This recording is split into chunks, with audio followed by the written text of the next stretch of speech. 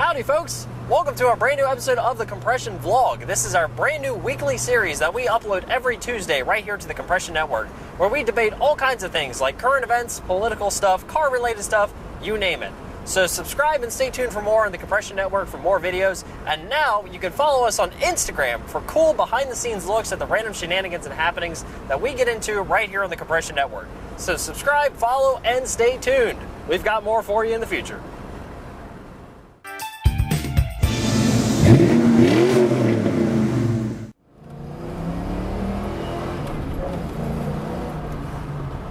Welcome folks to another episode of the Compression Vlog, and on today's episode we are talking about a topic that I'm pretty sure every single hot rodder or potential car enthusiast watching my channel is probably going to hate. Is there such a thing as too much horsepower? We're going to talk about that subject today. Is there such a thing as too much horsepower? Do some cars, do they really need the horsepower they have? I can think of a couple on question that we'll definitely dive into later on in this particular episode, so we might as well get on with it. So the great debate is there such a thing as too much horsepower? Is there such a thing as a car that's too fast? I suppose that's really the better subject here. Not necessarily is there such a thing as too much horsepower, because as cars get heavier, engines typically need to pick up extra performance in order to lug around the weight in question. So, case in point, yesteryear AMC Javelin. I know this for a fact because I own one. An AMC Javelin with a V8 typically weighed about 3,200 to 3,400 pounds. They were not very light automobiles, right? Wrong. Because today, if you're talking about something like a Ford Mustang GT, it will tip the scales at about 3,800 pounds. They're quite heavy.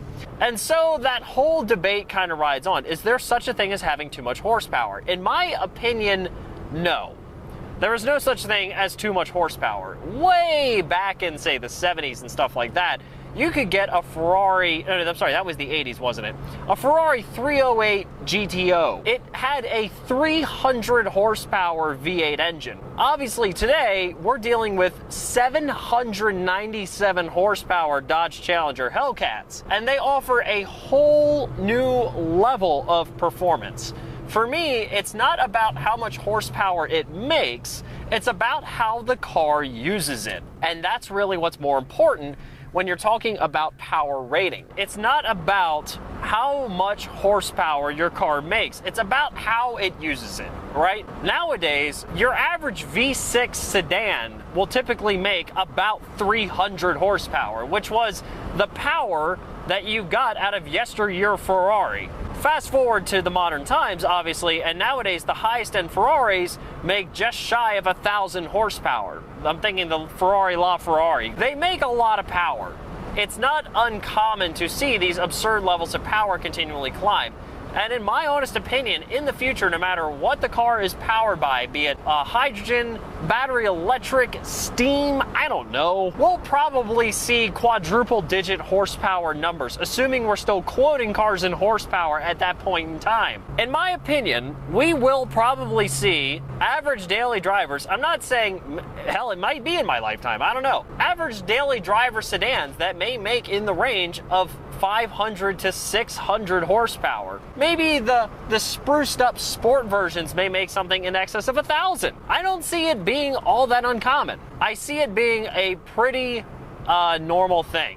Yesteryear's supercar numbers are what today's dailies make.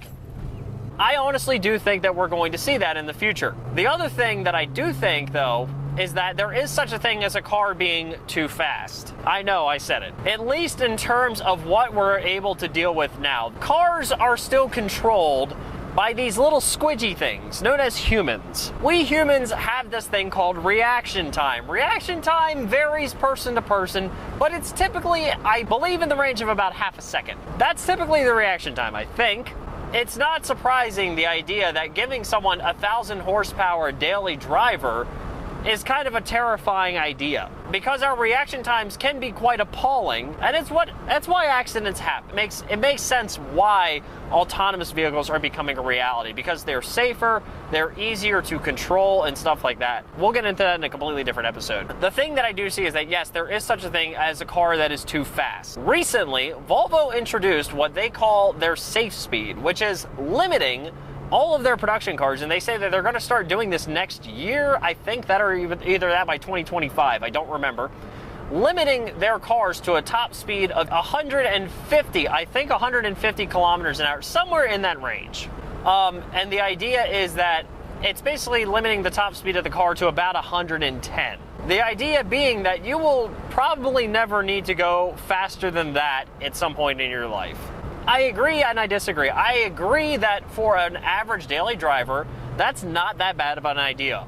For, say, your sports car or something like that, a car that you want to take out to a track, then no, that's not a good idea, because obviously you do want a little extra stretch in there to get up to speed. I honestly feel like that, yes, there is such a thing as a car that has too much speed, but not necessarily too much horsepower. My thing is 0 to 60 time is great because that's what we use to get out on the highway. That kind of thing makes sense to me. But when you're talking about, you know, a Dodge Challenger that has a top speed of 202, is that really necessary?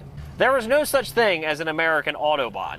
And I guarantee with the way lawsuits work in this country, there never will be. I do think there is such a thing as cars that are too fast. Not necessarily having too much power, but certainly too fast.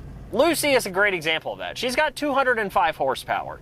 It's not a lot. It's enough to get by, but it's not a lot. Would I like this car to have a little more power?